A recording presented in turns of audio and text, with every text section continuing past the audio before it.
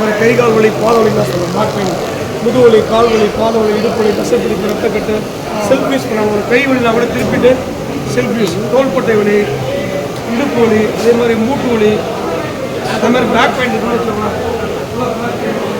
அதே மாதிரி இடுப்பு வலி எல்லாமே பண்ணலாம். என்ன ரேட்டு வருதுங்க? இருக்குது. ஃபுல் பாடி மசாஜ்னு 8 அட்டாச் இருக்குதுல்ல. இது ஸ்லோ ஸ்பீட் இருக்குது.